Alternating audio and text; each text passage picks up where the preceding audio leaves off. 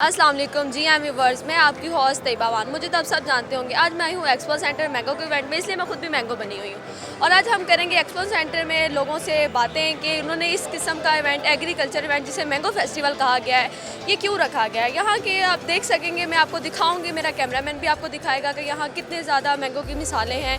आम हर किस्म के पड़े हैं, किसानों के लिए हर किस्म की चीज़ें हैं। तो आज चलते हैं हम अपनी आवाम की तरफ और करते हैं इनके बारे में, एक्सपो सेंटर के बारे में कुछ मज़े की मालूमात। तो चलते हैं हम आगे की तरफ।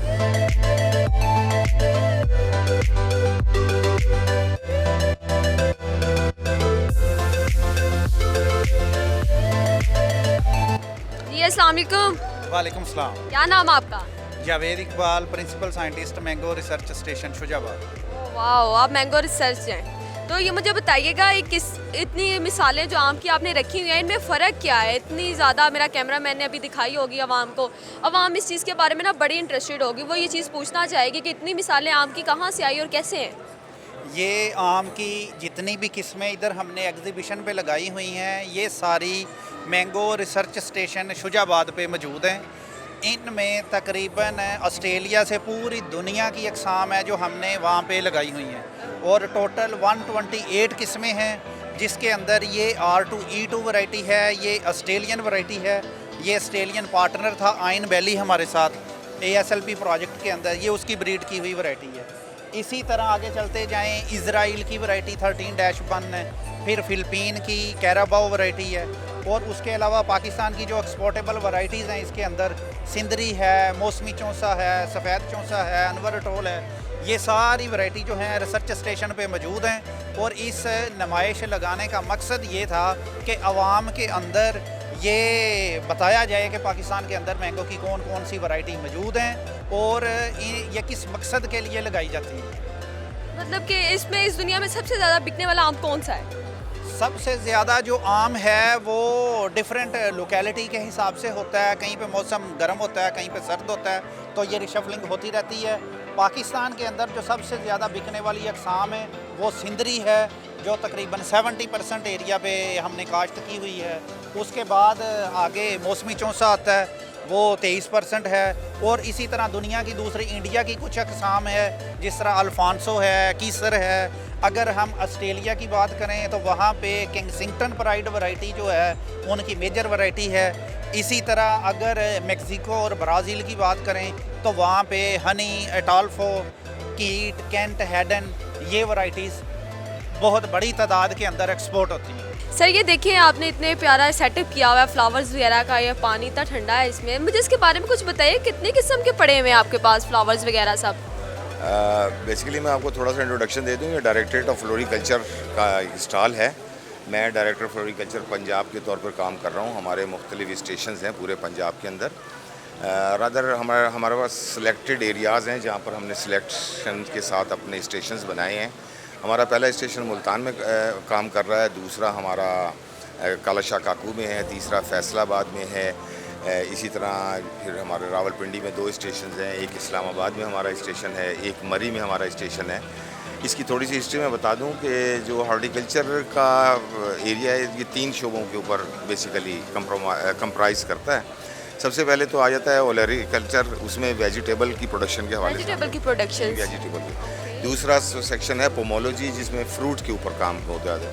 तीसरा है फ्लोरिकल्चर, तो ये जिसमें तमाम हाउस प्लांट्स, तमाम क्रीपर्स, तमाम श्रब्स, ट्रीज़, इंडिजीनियस, एक्जॉटिक, ये तमाम की तमाम उसके अंदर आती हैं। फिर इसमें एक आगे सब वो होता है जिसमें हम लैंडस्केपिंग का करते हैं कि खूबसूरत एरिया को किस तरीके से हम अपना खूबसूरत बनाएं, और उसके लिए लॉन्स हैं या अपना कॉरपोरेशंस के जो म्यूनसिपल कॉरपोरेशंस के एरियाज़ हैं उनको, या बड़ी हाउसिंग सोसाइटीज़ को कैसे हमने खूबसूरत बना सकते हैं, उनके एवेन्यू कैसे हम डेवलप कर सकते हैं, ये तमाम की तमाम चीज़ें हमारा डायरेक्टरेट कवर करता है। हमारे डायरेक्टरेट के अंदर बेसिकली 3 शोबे हैं। एक रिसर्च के हवाले से हम लोग काम कर रहे हैं, एक हम ट्रेनिंग के हवाले से काम कर रहे हैं, और एक हम किचन गार्डनिंग के हवाले से काम कर रहे हैं।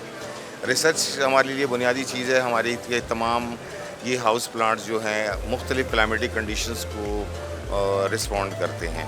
तो जिन एरियाज़ में हमारे रिसर्च ट्रायल्स मीडिया के ऊपर हैं, फिर प्लांट के रिस्पांस के हवाले से हैं, प्लांट की प्रोपगेशन के हवाले से हैं, तो जिस एरिया के अंदर जो चीज़ बेस्ट परफॉर्म करती है हम उन एरियाज़ के अंदर वो उन चीज़ों को वो करते हैं, रिस्पॉन्ड करवाते हैं।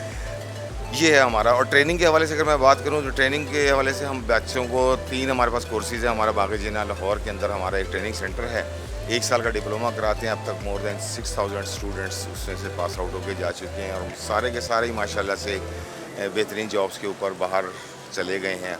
और कुछ जो यहाँ पाकिस्तान में हैं उन्होंने अपनी एंटरप्रेन्योरशिप कायम कर लिया। तो हमारा विज़न यही है कि एक तो मेक द पाकिस्तान ब्यूटीफुल, और नंबर 2 स्किल्स जो है ना वो इम्पोर्टेंस जो है ना वो बड़ी ज़रूरी है।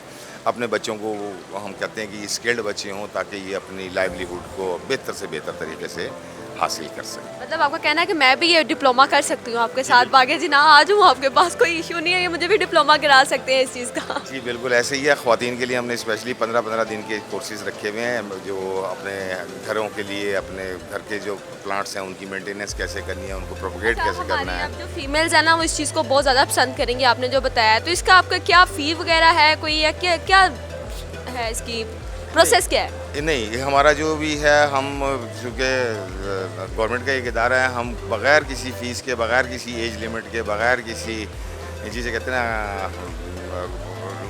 कोई हमारे पास हाँ ये कोई डिस्क्रिमिनेशन नहीं है। जो आए आके खातून, उम्र की भी कोई कैद नहीं है, वो आएँ और अपना सीखें आके यहाँ पर अपना मामला को चलाएँ, अपने घरों को खूबसूरत बनाएँ। स्पेशली ख़वातीन को हम किचन गार्डनिंग की तरफ ज़्यादा मोटिवेट करते हैं कि अपने जो घरेलू ज़रूरियात की जो चीज़ें हैं डेली बुनियादों पर, जैसे हरा धनिया है, पुदीना है, हरी मिर्ची हैं, टमाटर, वो अपने घर में खुद लगाएं ताकि आपके किचन के ऊपर मॉनेटरी प्रेशर कम हो जाए उसका। ये हमारा एक बेसिक मोटो है। क्या नाम आपका? अमजद सलीम। जसलीम साहब, आप क्या करने आए एक्सपो सेंटर में? हम ये देखने आ रहे थे कि अगर हम ये सोच रहे थे कि थोड़ा सा अगर लो लेवल पे अगर एक्सपोर्ट का काम शुरू किया जाए तो हमें अच्छा आम कहाँ से मिल सकता है। अच्छा, अभी आप देख सकते हैं ये मैंगोज के स्टॉल पे मैंने खुद अभी इनसे बात की, काफ़ी इन्वेस्टिगेशन लिया। इनके पास 128 वैरायटीज़ हैं। हाँ, तो कौन से इसमें ज़्यादा अट्रैक्ट किया जो आप खड़े हो गए यहाँ? मैं इसलिए खड़ा होगा क्योंकि ये जितने भी ऊपर नाम लिखे थे, अभी मैंने यूके में विजिट करके तो ये मैंने वहाँ पे देखे। तो अच्छा, यूके में देखे थे? हाँ, तो मैंने कहा ये पाकिस्तान में इधर कहाँ से आ गए, तो वो कहते ये ऑस्ट्रेलियन है। तो हम ये चाह रहे थे कि हम अपने आम को प्रोजेक्ट करें, उनका तो वो इतना टेस्ट भी नहीं होता उस आम का ना। तो इसलिए मैंने कहा देखते हैं यहाँ पे हमारे पाकिस्तान में कौन कौन से अच्छी वैरायटी, जैसे मतलब चौंस है हमारा, दुसहरी है, अनवर रटोल है, तो हमें इस चीज़ को ज़्यादा प्रोजेक्ट करना चाहिए। मैं देख रही थी ये ग्रेप्स जो है ना बहुत ज़्यादा अट्रैक्टिव लग रहे हैं और इनकी इकसाम बहुत ज़्यादा है। तो क्या इनमें फ़र्क है? आप नीचे भी देख सकते हैं काफ़ी ज़्यादा लग रहा है। तो मुझे इसके बारे में कोई बताइएगा और मेरी आवाम को भी बताइएगा, मेरे व्यूवर्स को। जी, मेरा जो इंस्टीट्यूट है बरानी एग्रीकल्चर रिसर्च इंस्टीट्यूट, ये मोर देन 25 फ्रूट क्रॉप्स पे काम कर रहा है। तो ये तो सिर्फ एक झलक है। हमारे पास ग्रेप्स की 44 वैरायटीज़ हैं। यहाँ पे मैंने 24 वैरायटीज़ जो हैं वो डिस्प्ले की हुई हैं, क्योंकि जगह भी कम होती है तो वो इतनी ही डिस्प्ले कर सके हैं। ये हर वैरायटी की अपनी खसूसियत है।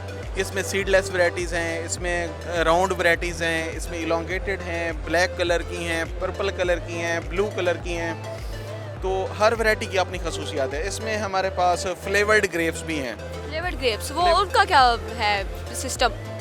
उनका है कि कुछ हमारे पास हैं जो रोज़ फ्लेवर के ग्रेप्स हैं। अगर आप ग्रेप्स खाएंगे तो आपको जो फ्लेवर है वो रोज़ का आएगा। तो यूनिक मैं किस्म टेस्ट कर सकती हूँ? किधर है वो रोज़ फ्लेवर का?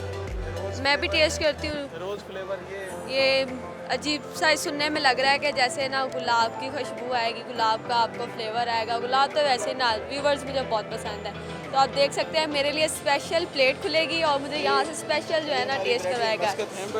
ये फ्रेंच वैरायटी है, तो इसका जो फ्लेवर है वो आप फ्लेवर टेस्ट करने जा रही हूँ मैं व्यूवर्स। आपके मुंह में ज़रूर पानी आ रहा होगा, लेकिन क्या कर सकते हैं, आप टेस्ट तो कर नहीं सकते, ये सिर्फ मैं ही टेस्ट कर सकती हूँ। ये देखें, वाकई की सच है, इसमें गुलाब की खुशबू आ रही है।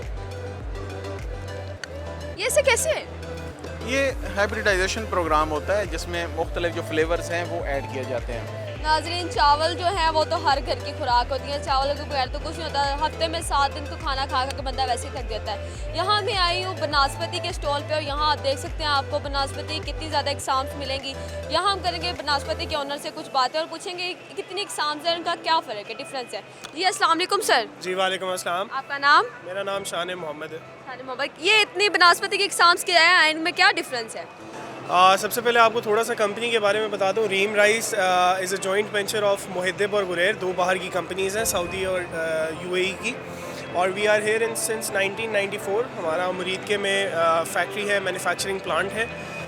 ये राइस की डिफरेंट वैरायटीज़ हैं, एक बासमती होती है, एक नॉन बासमती होती है। हम लोग 94 से we are the major exporters of basmati rice around the globe. इसमें कायनात 11-21 टीम होता है, सुपर बासमती है, PK 386 है, फिर ब्रोकन राइस आ जाते हैं, फिर सेला है, डिफरेंट वैरायटीज़ हैं। और इसको हम ब्रांड में भी लोकल रिटेल मार्केट में बेच रहे हैं। जिस तरह आप मेरे पीछे देखेंगे, ये गंडोला पे सारा डिस्प्ले है, ये लोकल रिटेल मार्केट में है और हमारी distribution through out Pakistan extended है।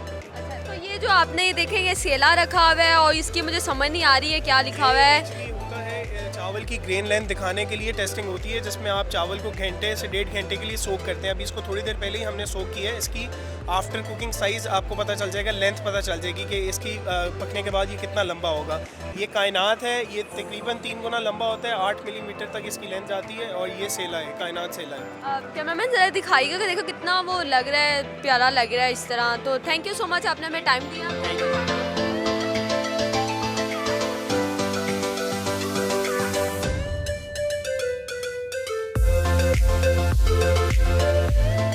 तो व्यूवर्स, हम यहाँ गए डिफरेंट स्टॉल्स पे, डिफरेंट जगह पे, जैसे फ्लावर्स के, मैंगो के, उसके बाद ग्रेप्स के, बनास्पति के। मेरे व्यूवर्स को देखने के लिए बहुत कुछ मिला एक्सपो सेंटर में। बाकी मुझे दें इजाज़त, मैं आपकी होस्ट तैयबा मान।